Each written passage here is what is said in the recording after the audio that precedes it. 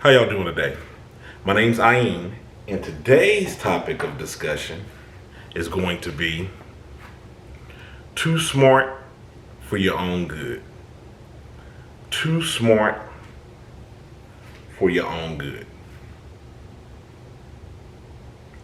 Now, when I think about this, I'm thinking about people who, and we've all been guilty of this, people who when you're being too smart for your own good, nobody can tell you anything.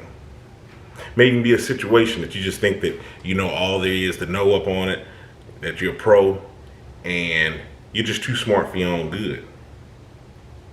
The reason why this is a topic of discussion is because when you're too smart for your own good and you start to get that pig-headed attitude, that stubbornness about you, that being able to be staunch in your views, you just and argumentative.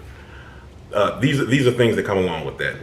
Argumentative, being quick to try to defend your type of position, and it's a catch with the being too smart for your own good. When you're too smart for your own good, people can't tell you anything. You'll notice that your circle starts to shrink down with people dealing with you. Your initial interactions that you may even have with newcomers, maybe they fall off. They're not as good as that first encounter, and you're just kind of like, well, it seemed like we kind of had a good, go around on that first encounter. What happened? Why did they fall off? You may be a know-it-all. You may be too smart for your own good. Now, one of the things that I've talked about in my other videos about, being stuck on your views, not being able to see things from other people's point of view, you don't have to give up who you are when you're listening to others. Another side of this topic that I'm wanting to bring about is, it's been times where maybe I've been talking to a person on the phone, or maybe I've been talking to a person in person, and maybe something comes up and that little light goes off in your head. Oh yeah, I know this. I know what they're gonna say. I know. And you're just like, you can't wait to say something because you're wanting to engage them. Not so much as show them, oh, how much I know. It's just like, yeah, since I'm really familiar with that, I want to talk on that. And you're sitting on there and you're letting them speak. And I don't know how many times I've come across where once the person starts speaking, you're just like, oh man, that's some more insight that I didn't have on it. Or, man, I thought that I knew. I didn't really know this person really knows. So when you're too smart for your own good, you can't alienate people around you. The third point that I'm wanting to make in this video in regards to being too smart for your own good, and like I said, people, your circle's shrinking down because of who you are, and no one can tell you anything, and you're just being staunch in your views, or you're just rubbing people the wrong way. The other point that I want to make in regards to being too smart for your own good, you'll notice that there's some people who they may not even let you know that you think that you're too smart for your own good. There's some people that just shut down. So in other words, you're talking to them, or you all are engaging in a conversation, and you start blurting out information that you think that you know, and you think that you're really schooling them on something, and then they just shut down. And it's so funny because you may walk away with, I imparted some knowledge to them, let them know, and they won't even have any more dealings with you. See, so not everybody is as adamant about proving their position, defending their stance and their views up on things. Some people, they see that all over you, that bully mentality, that beefed up ego that you have when people are talking to you. It's just, you just feel that you're the biggest person in the room. So when you do that, you're browbeating people with information that you think that you know, or what have you.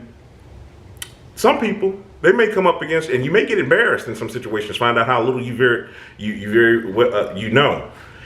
And that's a humbling experience as well. And just know that other people, just because they're not saying anything, doesn't mean that, they're taking in everything that you're saying. Some people are writing you off. I know with me, with certain people that I have off in my circle, or people that I encounter, they're just so combative on anything that you bring to the table. It's just like, want to kind of cut you off to show you, no, I know this much more. Or, no, your viewpoint is wrong. Just, quick to shut you down. And it's just like, and I'll shut down. And what's so funny is, I can tell from the dynamic, the way that the conversation goes, it's like, I showed him one. It's like, no, you didn't show me anything. You just showed me how pig-headed that you are. And furthermore, it's just like, you didn't sway me one way or the other. It really, to a degree, when I look at it, it's like I shut down and I didn't really even hear anything else that you said. I'm trying to listen, but it's just like, because either it's the same old thing that, you see, the paths will be similar. It's the same old path that you go around with on how you're trying to disperse this information, where, like I said, you're being overbearing, and it just comes off and people may shut down. So letting you know to make sure that you're not too smart for your own good. You're not trying to be quick to prove how much you know or upstage somebody or impress people. Just be you. Now, like I said, there's those subjects that when you're talking about, and it's still to this day. I mean, this thing when we're talking about, and I can't wait to engage with you, so we can, talk, and you go back and forth. It's just, oh yeah, man, I know what you're talking about, and we just have the interaction. But it's not so much no, I know more than you. Here, no, you need to get on my team on what I'm saying. That's all I wanted to say. My 2 cents on it. My name's Ayin. I've written a book, Ayin Kilimanjaro's The Arithmetic of Family Communication. Go check out the link in the description box. You can get it on Amazon in paperback or an ebook copy. In the meantime, if you have any questions, go ahead and send it to my ayin.kilimanjaro@gmail.com account, and I'll do my best to answer your questions in a video. Okay? In the meantime, stay encouraged. Avoid being discouraged. My name's Ayin, and you have a good one.